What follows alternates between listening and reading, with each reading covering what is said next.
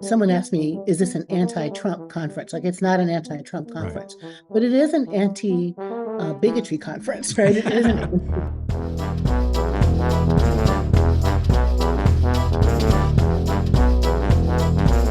You're listening to Good Faith Weekly. I'm Mitch Randall. And I'm Missy Randall. We're here each week exploring the intersection of faith and culture We find people who stand up, speak out, and step forward. for inclusion, freedom, and justice for all. It's time for Good Faith Weekly. Brought to you by Good Faith Media.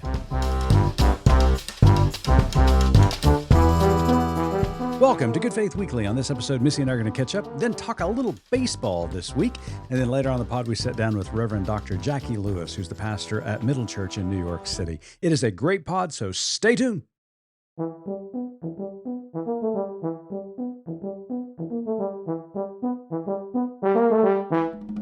Hello there, Missy. Hey, how are you? I am great. How about you?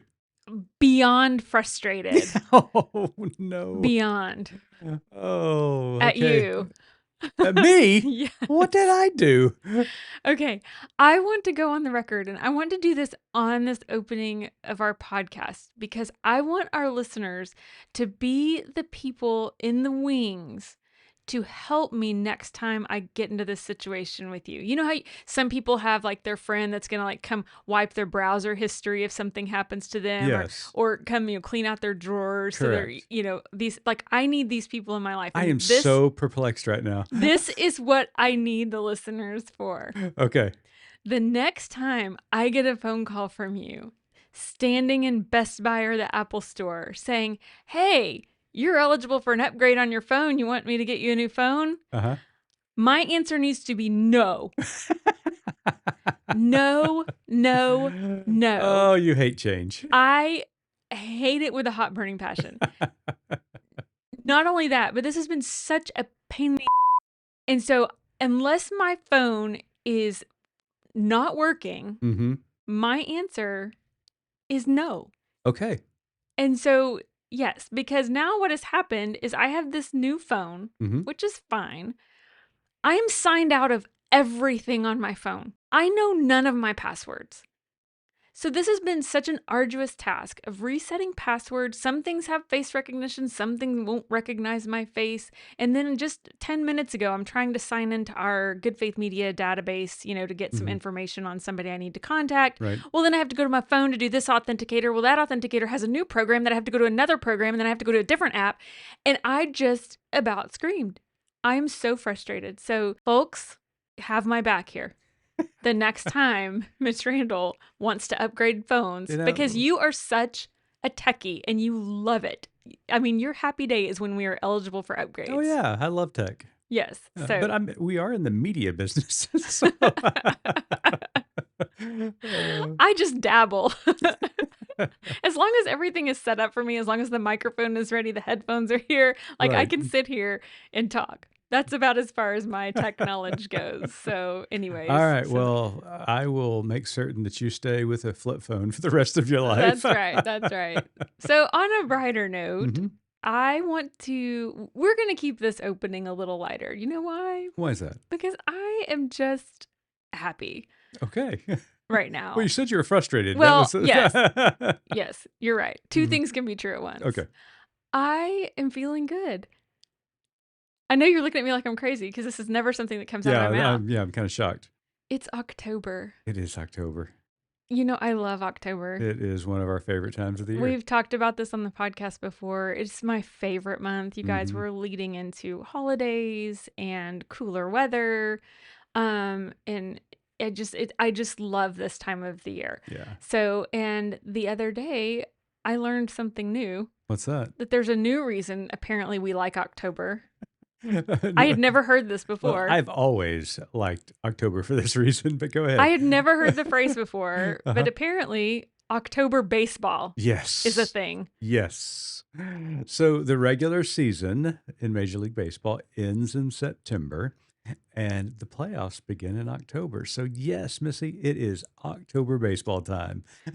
And your beloved Red Oh, Sox. my beloved Red Sox. I mean, it has, oh my gosh, you're just going to get me started now because for months upon months. I mean, it started out not looking good for my beloved Red Sox. We were in the cellar, not playing well. But then all of a sudden, we started bringing up these kids from AAA and AA and the scrappy bunch, and they started playing well, and they got streaky and won several games in a row. And we found ourselves in the hunt for a wild card position. And lo and behold, the last week of the season, we secured playoff, the last Like wild barely card, squeaked barely in. squeaked in, but we're in, baby. And we're up against the evil empire, the New York Yankees. You So- just lost a I bunch of did. listeners. This is like, you can't say things like that. No, I have to admit, I did grow up watching the New York Yankees. My dad was we're from Oklahoma. So my dad was a huge Mickey Mantle fan. And so we kept up with the Yankees. So they've got a great legacy. Yeah, you do like all the old original teams. I do. It doesn't matter to you which ones they are, but you do have a special soft spot for the Red Sox. I And as do. luck would have it, we are heading to Boston this Yes. weekend to see a kiddo. And Mm. unfortunately, the Sox won't be playing in Boston, but No. we're still looking forward to being there and maybe going down to Fenway and watching a game or so. But anyway, so yes, apparently this is another reason to love October baseball. I do. I love So, everything about it. yeah, so I don't know if I've shared. I have two baseball adjacent stories. I'm not sure if I've shared. Okay. I don't think I've ever heard these. So go No, ahead. you have. You'll know Oh, when I start telling them all right. because it's actually softball. But I mean, that's close enough, It right? is close enough. Sports Absolutely. ball. I mean, if Yeah. there's a bat, there's a ball. There's a bat, there's a there's a ball. glove. That's I mean, right. there's a pitcher, a catcher. Sure. So Yeah. same. Yeah. Okay, so Are you going to be talking about your career? yes. So please tell the audience about your My illustrious softball career. started when I was 11 years old, believe it or not. I had an older brother who was just a gifted athlete. I Mhm. mean, any sport he took up, he excelled. I mean, they couldn't, keep him in enough things. He was incredible. I, didn't get that gift so much. Wasn't your spiritual gift? No, but for whatever reason, when I was about 11 years old, we moved to a little town, and it's one of these little towns where, everybody goes to school together. Everybody goes to one of two churches. There was the Baptist church and the Methodist And this church. is a little town in Texas. Yes, tiny town. And I don't know why my mother thought it would be a good idea. She was signing my brother up for all the sports, and she signed me up for softball. And she came home and said, "You're going to play softball." And I was like, "Okay." I didn't have the nerve to ask, "What is softball?" I had no idea. Oh my gosh. So I finally, through just context clues, figured Mhm. out, as we went shopping for a glove, I'm Right. like, okay, this is kind of like baseball, I guess. Yeah. So I picked out this girly glove that was like pink, not realizing that Oh my gosh. pink gloves don't protect your hand very They well do from a not. softball that's coming really fast. I learned that lesson at the first practice. Right. So at the first practice, I literally didn't know like what first baseman, and we were supposed to try out for positions Mm-hmm. and all of this. And so needless to say, my softball career at that point lasted one practice. And that was it. And what was the worst part is, again, we were in this little town. So this is where all the kids in my class. I mean, it's Right. not like I was going to school with different kids or whatever. Sure. No, this was everybody who saw me. Like the coach was like, "Missy, you're supposed to be in the outfield." And I'm like, "Cool. What's that?" Like, I had no Oh my idea. gosh. So therein lies the Yeah. first, I guess, segment of So, my listeners, if softball you ever career. come across a softball card with Missy Brewer on it, That's it is right. a rare Very card. rare card. You should definitely pick that one up. Yes. So then I came out of retirement Mhm. of softball Did you know? several years later Oh, I remember this. when our church decided to put together a softball Church league team. softball, Church baby. league softball. Nothing like it. Yeah. Right. And so we needed players, and the guy that was organizing it was like, "Missy, please come play." I'm like, "No, you don't understand. This is not a good idea." He's like, "No, come on. It's just Mhm. rec. It's for fun. Mhm. No pressure. It's not competitive. Just come play." So I was like, fine, because they needed more players. Right. So you took me out to the batting cage. I did. Right? So we go to the Give you some batting. pointers. Yeah. Well, I hit every ball. You did. I did. I did Yeah, great. I mean, to be honest with you, you are a good athlete. True. But turns out I am not a good runner. And this is an Which is important central to being skill. an athlete. This is an important skill in baseball. Or softball, sorry. So we go to the first game. It's my first at bat, right? And I'm like, I can do this, right? I can hit this ball. So I did. I hit the ball. You did. I hit Smashed it. I wouldn't say smash. I took off. It trickled through the infield. I do not know the last time I've ever sprinted. And I had to sprint down the first baseline. Well, halfway The thing we through, can't see is the air quotes in Yes. sprint. I just crumbled. I got a cramp in my leg. It just fell. Sniper. I was mortified. Oh my It's like, gosh. I just had never thought about it before because, I Uh-huh. mean, I do, like, I'm a walker and sometimes a jogger, like, Right. I wouldn't say active, but Yeah. active enough, Yeah. that I thought, okay, this will be no big deal. Never in a million years did I realize how different sprinting is from like a jog. Uh-huh. And so that was embarrassing enough. Well, so then we kind of figured out, okay, I can hit the ball. I can make contact Right. every time, right? Mhm. But I am too small and not strong enough to hit the ball far enough to make it to first base. Right. So from that moment on, the guy organizing, like the coach, and you got together and said, Missy, whatever you do, don't swing. Never swing. I was like, Always okay. go for the walk. Just never swing. So I think I got walked a couple of times, and that Mhm. worked out okay for me. So this was the extent of my softball/baseball Oh. career. Well, and those are two great stories. you're welcome. Much unlike you Mhm. in your baseball career, you who have a jersey retired, your number is retired in your massive school district in Oklahoma. Yes. Yeah, I grew up playing baseball, loved every moment of it. I mean, it was just part of my childhood, part of our family. My I can still smell the grass and the pine tar at LaFortune Field in Tulsa. I can still, this is going to sound crazy, I can still smell the cigarette that my grandfather would smoke Wow. right behind the home plate as he would watch us play. And it was very special to me. And it was the game. I love the game. I love it's sometimes called, Missy, the thinking man's game. And Because there's a lot of standing around. there's a lot of standing around. That's right. It's also called the talking game because a lot of fans sit there and talk as the game is played. But to me, it was like chess. I mean, it was a lot of strategy involved in it that a lot of people don't see, and I really enjoyed it. And after my career ended in college, I kind of set that aside for a while. And you mentioned softball. Everybody at church always wanted me to play softball because of my baseball career, and it was like I did not want to play. I didn't want to play. Every now and again, I would show up, and you and I played together on this particular league. But it was during COVID that I started watching baseball again. And a lot of it had to do with the fact that there was nothing live on television at the time. So I just wanted something live to watch. And so, I remember watching it and just really kind of started falling in love with the game again. And then something else happened, and our sons were home. And they asked to play catch with me out in the front yard. Mm-hmm. I can't tell you what that meant to me. Mm-hmm.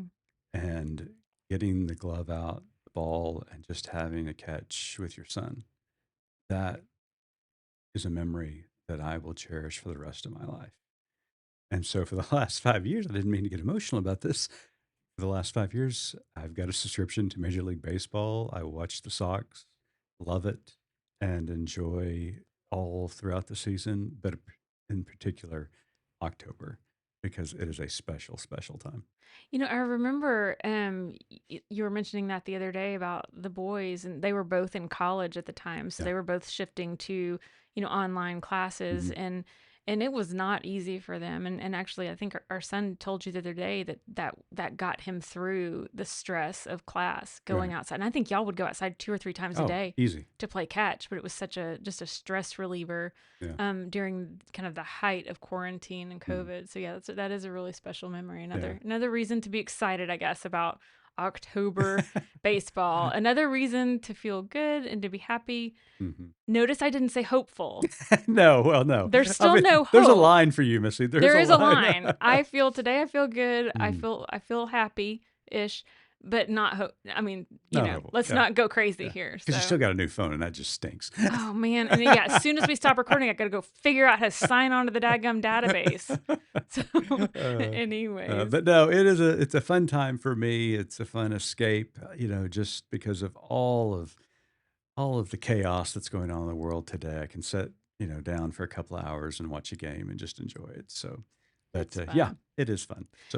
So today we get the opportunity to sit down with just a prophet of our time, Dr. Jacqui Lewis, who is getting ready to host an incredible conference that we're super excited to attend and to let our listeners know about, because there will be an online option. Yes, there will be. So Dr. Lewis is the pastor of Middle Church in New York City, and they've been having a justice conference annually for almost 20 years now. Well, this year the title is Freedom Rising Conference. And there's a slew of incredible preachers and speakers, a diverse group of voices who will be at the conference. You and I get to attend. We're really excited about that. But Dr. Lewis has been a hero of mine for quite some time. As you said, she's a prophet, she's a pastor, she's a public theologian, she's a really deep thinker and has great commentary on what's going on in today's world. And so it was just an honor to get to talk to her this week. Yeah, she's got great insight. And it's so funny because several people that we've interviewed over the last year or so we've kind of found this through line and this thread of imagination. Yeah. And we kind of talk a little bit about that in the interview. And I love that she brought that up. I love the kind of the arts focus also of this conference. I'm really excited about it. I hope our listeners enjoy our conversation and also register and participate online. There's an incredible lineup of speakers. You're not going to want to miss this. And in the show notes, you can check out where to find out more information. But so Missy and I will be right back with Dr. Jacqui Lewis. We've got a lot going on at Good Faith Media in 2025. New logo, new website, new initiatives. And if you don't know, our new magazine. Good Faith Magazine includes Bible study and lessons. Our new lesson writers are Kathy and Nathan Maxwell, and they host a free, short, weekly podcast in support of their Bible study lessons. In the Good Faith Bible Study Podcast, and it's free. Learn more about the magazine, the lessons, the Maxwells, the podcast, and more at goodfaithmedia.org.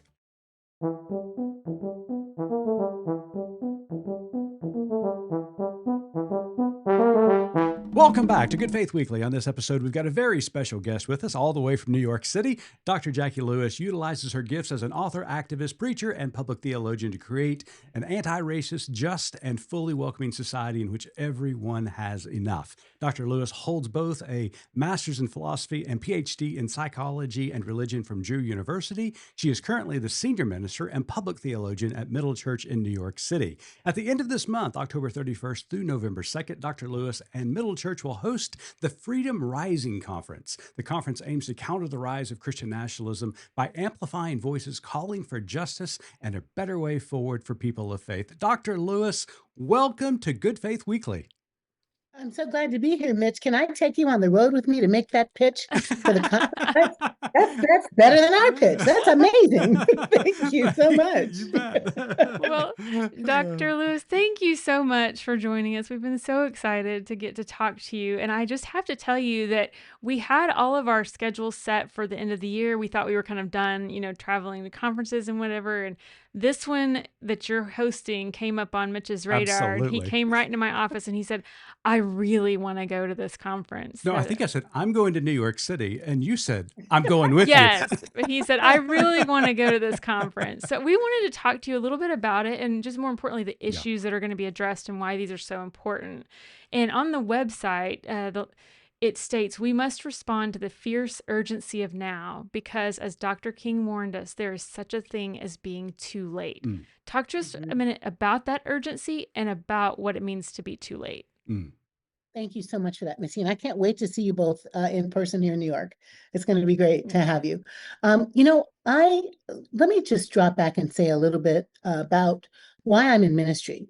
Just really mm. quickly, when I was almost 9 years old is when Dr. King was assassinated. Mhm. And I was living in Chicago then with my parents. And the Chicago erupted in all the violence, that happens Right. when kind of tragedy happens. It was a really rough, hard time. And I was both traumatized by that. That was the Kennedy King, Mm-hmm. Mhm. the assassination of those three leaders. Anyway, I was also activated. I felt really literally called to ministry. Now, some people that can feel like woo-woo language to some folks, but you all know that Oh, in our yeah. lives, sometimes there's an event or story that just breaks in. And it broke into me that I was supposed to be a drum major for peace. Mm. Oh, I And love so that. all of my life in, work and ministry, King is one of my mentors, angels, go-to partners in terms of language and theology. Underrated, so much more than I have a dream, right? Yeah. Our Mm-hmm. King's Right. words. And I think by the time he writes this sermon that's got the fierce urgency of now in it, he's wrestling with Vietnam War, he's wrestling with Mhm. economy, and he's always wrestling with race. So he's really calling us in then and now. What do we do when the world isn't looking like the way God intends it? Mm. And the sense of an urgent response from people of faith, all people who say they believe in love, to make the reign of God on earth is what I want to say, Mitch and Missy. Like, how do we make this world look like everybody has enough? No more tears, no more pain, no more heartache, peace, not war, right? Children flourishing. Um, Thinking about Zechariah 8, this strange little minor prophet Yeah, yeah. who describes what it looks like when the reign of earth comes. And I'm paraphrasing a bit, but it's like old people are sitting on the porch, young people are shooting hoops in the streets, we're jumping double dutch. The lights are on because God's glory is in the city, and everybody's good. So this, I think, is, I'm going to say, my driver. Period. Mhm. Is love and how it can heal our world. This is our 19th Justice Conference at Middle Church, and of course, this year we're particularly pitching as Christians. What do we as Christians do about Christian nationalism? What do we as Christians do Mm. about white Christian nationalism that is really white supremacy dressed in Jesus talk? Yeah. Mm-hmm. So we are often interfaith in this conference, and folks are still welcome to come from different faiths. But I feel responsible as a Christian clergy to say, look at this eruption of violence and hatred. It's not the first time, right? The Klan, the Ku Klux Right. Klan is a Protestant Christian white supremacist marriage. So we are trying to invite a variety of leaders, thought leaders, to come and help us imagine how can we address this most urgent problem that's affecting our nation and our globe, and how are we not too late, Missy? Mhm. What's the on-time delivery of strategies and tools and tactics? We're talking about how we got here kind of on the first day.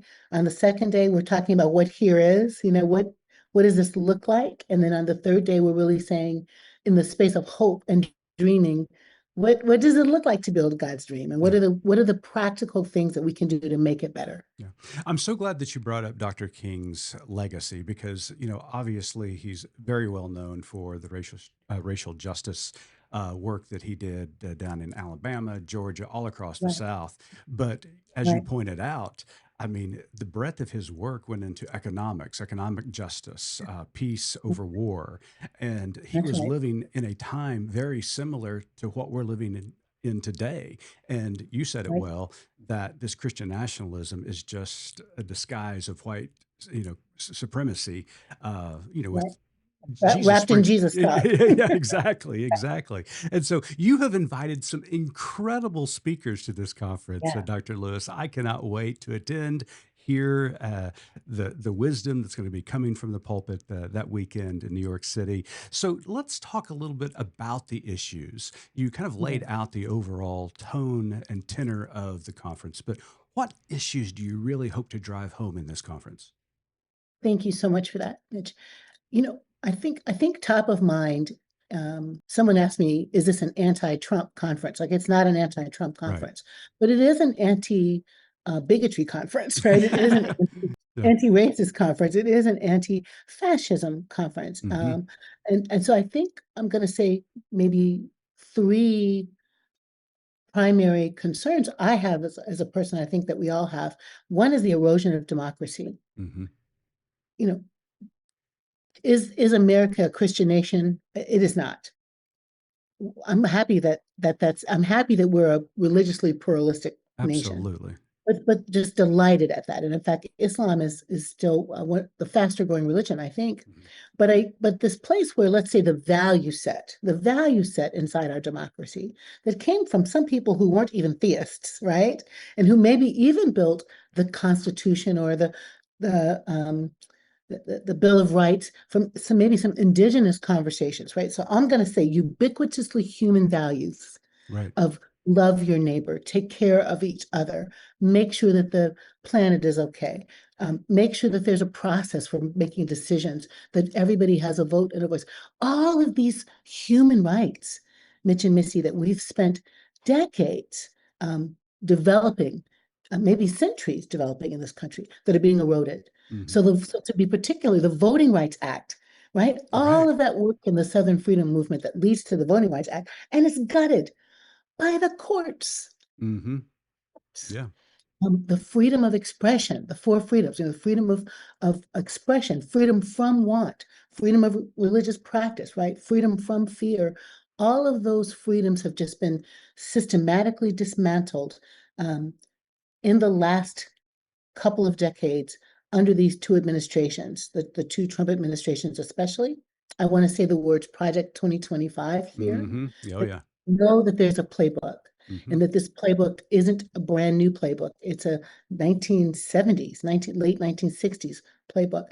One, dismantling of democracy, because with the dismantling of democracy is the dismantling of our rights. Hmm. And we have to take care of the marginalized. We have to have the right to vote, the right to assembly, the right to protest, the right to stand in for a better world. Yeah. Deeply concerned about that. That's one. And that's such a, I'm sorry, let me interject. That is such an Anyway, yeah. important point that you just made, Dr. Lewis, because, you look at the lineup that's going to be there at the conference, Yeah. and, it's a diverse group of individuals. But the one thing that we have been talking about here at Good Faith Media, and our colleague Starlett Thomas, who runs our Raceless Gospel Yeah. Initiative, Yeah. is the fact that throughout American history, democracy was never something that was just given to us. It was always something that had to be fought for, especially for those marginalized communities. I'm indigenous, and the fact Mm. that you've got indigenous voices and African voices and Asian voices is just remarkable, because those are voices we need to hear right now, because Wonderful. their ancestors went through it. They fought for democracy, and we need those 100%. voices again today. So I just want to reemphasize, that's a great point that you just made. I'm so grateful, and I'm wound up, right? Because I'm so excited. So thank you for helping us have a conversation as opposed to me just blurting out. Like, I have so many things I want to say to all of your audience about we have an incredible cast, right? Robert P. Jones is coming and bringing Hmm. his data research. Kelly Brown Douglas is one of my heroes, Black woman Hmm. writer. Tracy Blackman, who was chaplain to Ferguson, bringing that information. We've got Indigenous leaders. We've got Asian leaders. We've got Hispanic leaders. And all of this is to say this is an all people opportunity. Absolutely. Right? It's an all people problem, but it's an all people opportunity. And we're not going to get to a better America in pockets of segregated silos. We just have to do it together. Amen. So, Dr. Lewis, first of all, I'm going to a little bit of an asterisk here before we get too much further. I just want to note to folks who are interested in the conference that maybe can't travel, it is going to be available online Yes. also. Yes. 100%. Yes. So as you're And getting excited and wishing you can be there, and maybe can't travel that yeah, weekend, join us online. Absolutely. But to the next thing I want to talk about is what we're really excited about. You also have artists and poets coming. we do. And so right now we want to talk a minute about the fact that the arts are under attack, as has been very evident recently. One thing is the president taking over the Kennedy Center, and then of course interfering with comedians and free speech and whatnot. So let's talk for a second about how vital the arts are in moments like these, and also in just helping us as a culture process and move forward. That's such a good question. And thank you for connecting that. Missy, I think many of us have read the little book on tyranny, right? Mhm. Right in here, Yeah, right? Snyder. Yeah, it was great. It's just an amazing little book. Everybody get that little book Mhm. and talk about it in your communities. But when there is a rising tide of fascism and oppression, um, the folks who are weaponizing their power understand that to dismantle artistic expression is a part of the strategy. Yeah. Why, Missy, right? Because the arts make our imaginations for a better world soar, Mhm. right? Mhm. It helps us to see what can happen tomorrow, and we can like dream a good dream, and we put it to song, and we dance it, Yeah. we rap it, we make movies about it, we write poetry about it, and art kind of drops us right in. So it's not accidental Right. to put the squeeze on books, to ban books. It's not accidental to try to change the story inside the museums and to take over the Kennedy Center and to stop PBS programming. So what's really beautiful about our community, and I see it happening in lots of places, is this kind of um, if you're not going to do it, we are, right? Mhm. So we have artists on the panel. In fact, our whole worship on Sunday is very artistic every week, but we're trying to model, like, the government can't stop us from being artists, That's you right. know? They can't. The government can't stop our show.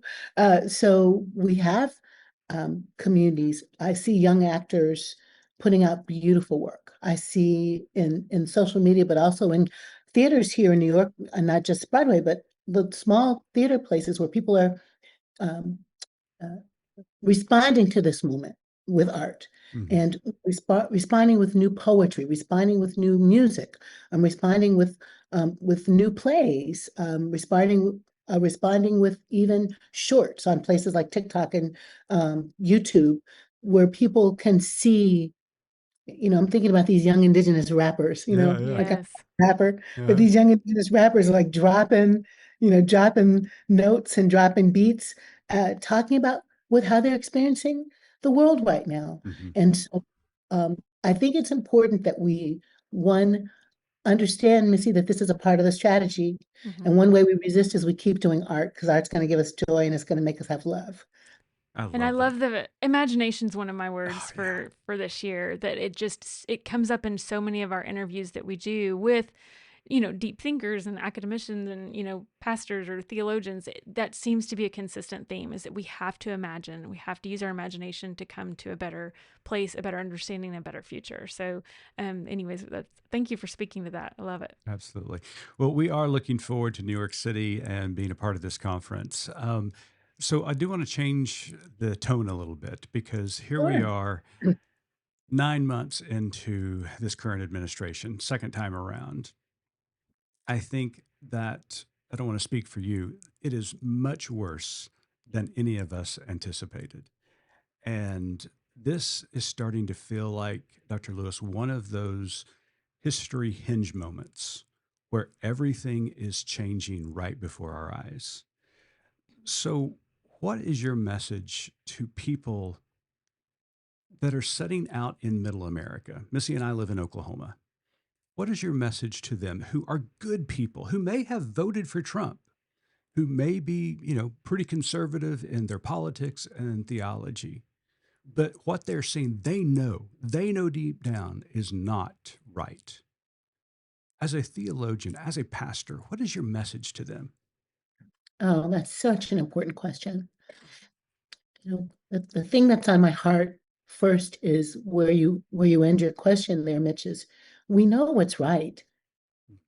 We might think we know what's right and what's left, Right. but we actually do know, those of us of moral courage and fierce kindness and radical love, we know what God wants for the world. Like, I'm talking to the heart of the heartland of people who say they're Christians. We know what saith the Lord. Let me say it that way. We know that when Jesus is asked any form of a question of what do we do right now? How are we holy? How are we good? What does God require of us? Love God with everything you have and love your neighbor as yourself. Like, you can't argue with Right. that, right? Right. Everything else is commentary. Like, this is what Paul thought about what John said about Jesus, but Jesus said, right? Jesus said, love God with your whole heart, your whole soul, your mind, and your strength, and to love your neighbor as yourself.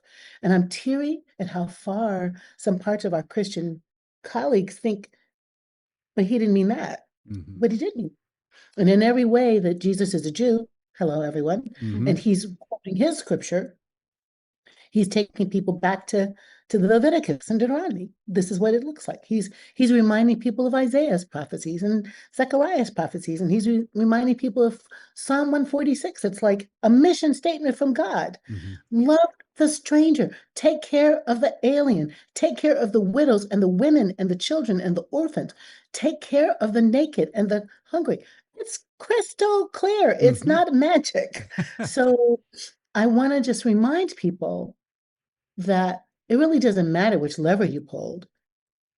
Wow. What matters is today, where's your heart cracked wide open? What's breaking your soul? And go to that place. You can't do everything, but if you're really feeling broken up about the horrific ways that people are being snatched off the streets because of immigration conversations, then go there. Like, pay attention to that. Like, learn, listen, look at the policies. I'm fascinated by the people who are encircling cars and like not letting ICE get in the space, or even the congressperson walking down the street, stay inside, but find a way in your community to help immigrants be okay, right? Like, do a thing, do that. If you're feeling really alarmed about climate, then get involved there, get involved in your neighborhood about that. If you're concerned about the erosion of democracy, find a place to get join the ACLU, like, find a place to get engaged. And I feel like if we do a little bit from a place of love, it's going to remind our muscles. We're going to remind our muscles. We're people of love, not hate. We're people of love, not violence. We're people of love, not division. Love, not bigotry. I think that's what we need to do. Wow, what a great reminder. Think Practice a little love globally. every day. Yeah, think globally, act locally. That's what we continue to hear. That's And right. I That's right. appreciate that so much. And love above everything else. So, Exactly. well, Dr. Lewis, it has been a delight and a joy to have you on Good Faith Weekly. Just a reminder that Dr. Lewis and Middle Church will be hosting the Freedom Rising Conference October 31st through November 2nd. You can go to Middle Church and find out more about the conference. And if you can't make it to New York City, please sign up for the online option. It is going to be absolutely fabulous. Well, Dr. Lewis, before we let you go, we've got one last question that we have asked all of our guests since launching Good Faith Weekly, and Missy has the honor of asking it. So, Dr. Lewis, as you know, our tagline at Good Faith Media is "There's more to tell." So, in light of your work and our conversation today, what is your more to tell? I'm a clergy and a psychologist, and I would say when things are hard, it's understandable that we would pull inside ourselves or inside our tribe or pull away from each other and stick with our own kind, to quote West Side Story. But in truth, this beautiful, amazing, diverse world is a gift from God to us. So find a way to get in a conversation, an encounter, a meeting, church, a conference with somebody who's a little different from you, so that you find in them kinship, Mm. siblinghood, because we belong to each other. It's called Ubuntu. I am who I am because you are who you are, all the way over there in Oklahoma, Mitch and Missy. Yeah. Now you're talking Find a way to Desmond. make a connection that reminds you of the humanity of the other and reminds you of the humanity of your own self. I love that. What a wonderful way to end. Thank you so much. Yes, This thank has been you so wonderful. much. And we will see you at the end of the month in New York can't City wait. at the Freedom Rising Conference. FreedomRisingConference.org, guys, or .com, guys. FreedomRisingConference.com. You can find it there too. Well, thank you so much. Yeah, thanks for being with us this week. To our audience, we want to thank you for listening. And until next week, keep living good faith.